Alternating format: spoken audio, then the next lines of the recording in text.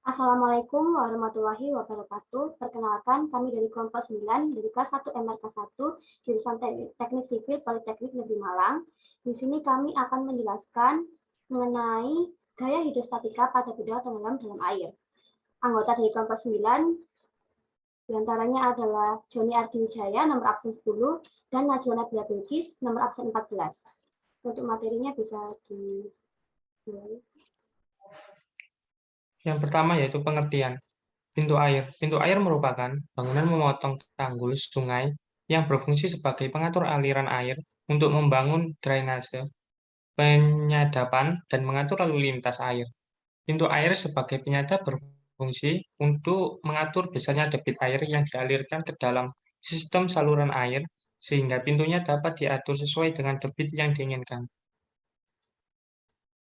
Kemudian teori gaya hidrostatik. Yang pertama, bila sebuah permukaan bidang tenggelam dalam fluida atau incompressible, maka gaya-gaya yang akan bekerja pada permukaan karena fluida tersebut, gaya tersebut dinamakan gaya hidrostatika. Yang kedua, penentuan gaya-gaya sangat penting dalam perancangan.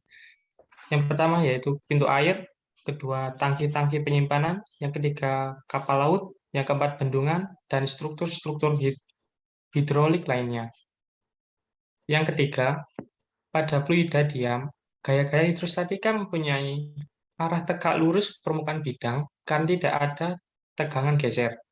Yang keempat, tekanan fluida atau incompressible akan berubah secara linear menurut kedalamannya.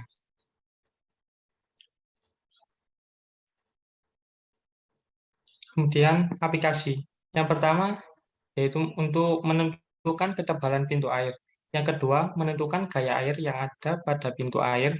Yang ketiga, memperhitungkan bagaimana pintu air dapat terbuka otomatis. Yang keempat, digunakan untuk tangki-tangki penyimpanan.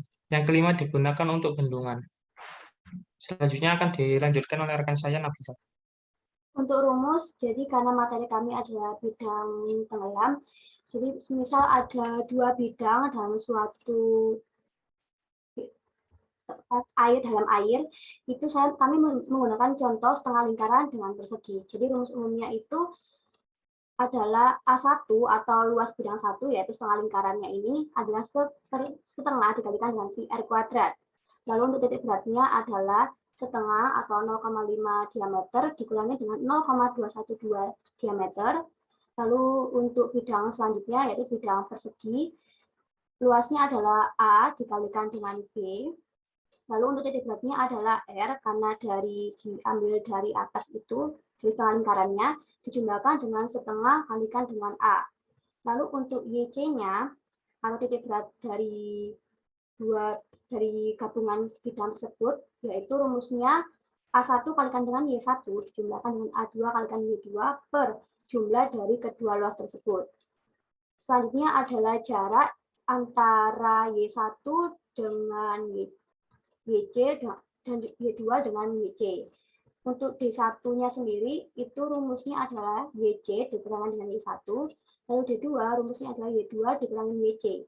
Lalu untuk momen inersianya, rumusnya adalah momen inersia dari setengah lingkaran, yaitu 6,86 kalikan dengan 10 pangkat pi 3 dikalikan dengan B pangkat 4, dijumlahkan dengan luas lingkaran, dikalikan dengan D1 kuadrat, kemudian dijumlahkan dengan momen inersia dari persegi, yaitu 1/12 dikalikan B kalikan dengan A kubik, dijumlahkan dengan luas persegi, dikalikan dengan D2 kuadrat. Selanjutnya kita beralih ke contoh soal. Di sini soalnya adalah terdapat bidang tenggelam dengan kemiringannya 60 derajat dari muka air ke bidang tenggelam tersebut itu jaraknya 2 meter dengan gamma diketahui 10 kN per meter kubik. Bidang tersebut memiliki diameter 1 meter. Lalu untuk jari-jarinya adalah 0,5 meter. Kemudian untuk tinggi dari perseginya itu 0,8 meter. Hitunglah gaya air pada pintu, serta menghitung jarak vertikal pusat gaya terhadap muka air. Untuk penjelasannya, yang pertama, kita menentukan luas dan titik berat bidang tersebut.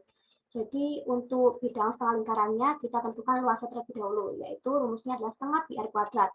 Kita substitusikan setengah dikalikan dengan 3,14 dikalikan dengan 0,5 kuadrat menghasilkan 0,3925 meter kuadrat. Kemudian untuk titik beratnya yaitu 0,5 D dikurangi dengan 0,212 D menghasilkan 0,288 meter. Lalu untuk bidang kedua yaitu persegi, luasnya adalah A dikalikan dengan B yaitu 0,8 kali 1 menghasilkan 0,8 meter kuadrat. Untuk titik beratnya adalah R dijumlahkan dengan setengah A, yaitu 0,5 dikalikan dengan setengah dikalikan dengan 0,8 menghasilkan 0,9 meter.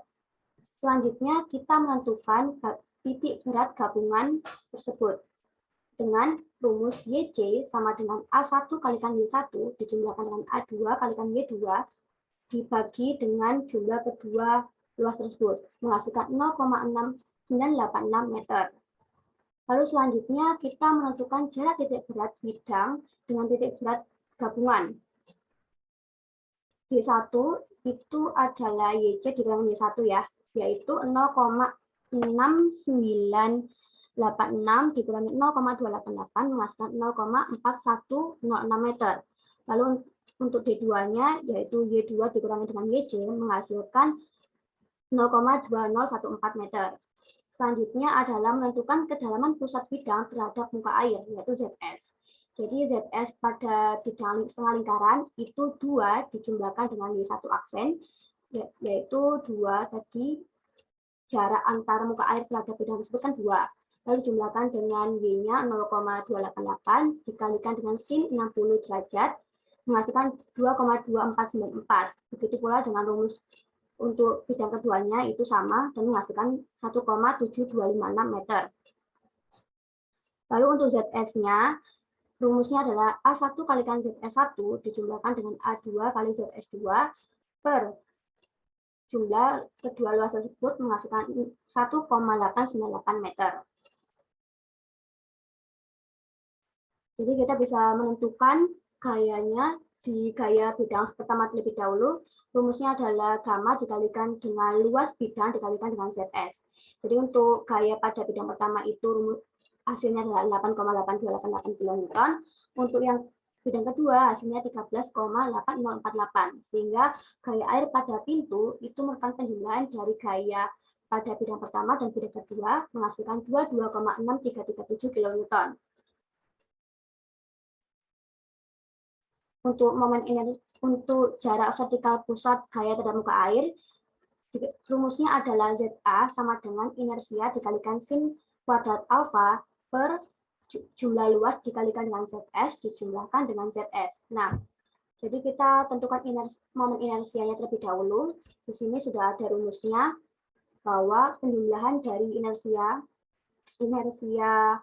momen inersia setengah lingkaran yaitu 6,86 kalikan dengan 10 pangkat pi 3 dikalikan dengan b pangkat 4, kemudian dijumlahkan dengan luas setengah lingkaran dikalikan dengan b1 kuadrat, lalu dijumlahkan dengan momen inersia persegi yaitu 1/12 kalikan b kalikan a kubik, kemudian jumlahkan dengan luas persegi dan dikalikan dengan b2 kuadrat menghasilkan 0,1481 meter kuadrat.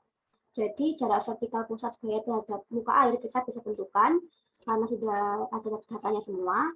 ZA sama dengan 0,1481 dikalikan dengan sin kuadrat 60 dibagi dengan 0,3925 dijumlahkan dengan 0,8 dikalikan dengan 1,898 kemudian dijumlahkan dengan 1,898 menghasilkan 1,9478. Jadi bisa kita simpulkan hasil dari gaya air pada pintu adalah 22,6337 kN. Kemudian untuk jarak vertikal pusat gaya terhadap muka air adalah 1,94708 meter. Saya kembalikan kepada untuk penutupan. Baik, sekian presentasi yang dapat kami sampaikan. Mohon maaf apabila ada salah dalam pengucapan. Sekian, wassalamualaikum warahmatullahi wabarakatuh.